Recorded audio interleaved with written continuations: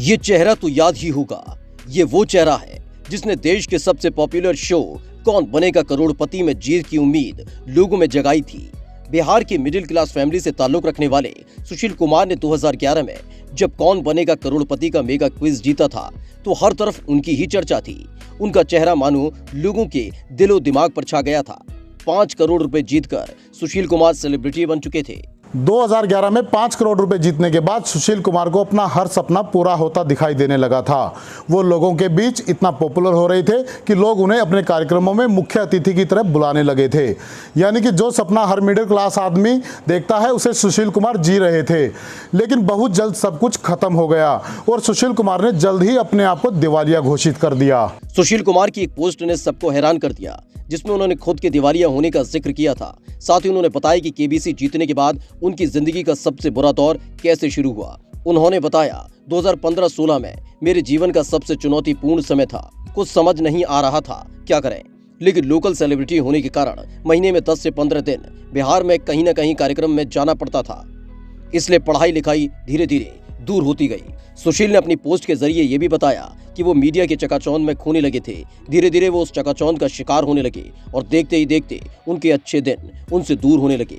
उनका हर बिजनेस डूबने लगा। सुशील चैरिटी भी करने लगे, लेकिन बाद में उन्हें एहसास हुआ कि ये सब दिखावा था। इससे उनके पत्नी के साथ संबंधों में भी खटास आ गई।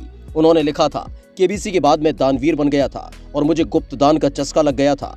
महीने में लगभग 50,000 रुपए से ज्यादा ऐसे ही कामों में चले जाते थे। इस वजह से कई बार लोगों ने मुझे धोखा दिया, जिसका पता मुझे दान करने के बाद लगा। पत्नी अक्सर कहती थी, मुझे नहीं पता कि सही और गलत लोगों के बीच अंतर कैसे किया जाता है और मुझे फ्यूचर की कोई चिंता नहीं थी। हम अक्सर इस पर लड़ते रहते थे। दौलत और शोहरत का नशा सुशील कुमार के सिर चढ़कर बोल रहा था, इसलिए उन्हें शराब की बुरी लत भी लग गई। वो अपनी दौलत को बिजनेस में लगाकर और बढ़ाना चाहते थे, इसलिए उन्होंने ऐसे बिजनेस भी चुने जिनकी उन्हें कोई जानकारी नहीं थी। उन्होंने लिखा है, मेरा नेचर बिजनेस करने का था तो मैं मीडिया और थिएटर आर्टिस्ट के संपर्क में आया। धीरे धीरे मुझे शराब और सिगरेट पीने की लत लग गई। जब भी मैं दिल्ली में एक हफ्ते के लिए रुकता था, मैं अलग अलग ग्रुप के साथ शराब पीता, स्मोक करता था। मुझे उनकी बातें अट्रैक्ट करती थीं। बाद में उन्होंने मीडिया के सामने खुलासा किया कि वो दिवालिया हो गए हैं। उस खबर ने अपना असर दिखाया। धोखेबाज मुझसे कन्नी काटने लगे। मुझे लोगों ने कार्यक्रमों में बुलाना बंद कर दिया और तब मुझे समय मिला कि अब मुझे क्या करना चाहिए।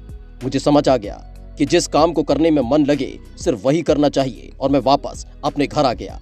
पढ़ाई शुरू की और टीचर बना। साथ ही अब पर्यावरण से संबंधित बहुत सारे काम करता हूँ। अब जीवन में हमेशा एक नया उत्साह महसूस होता है। Bureau report, Navdeep today.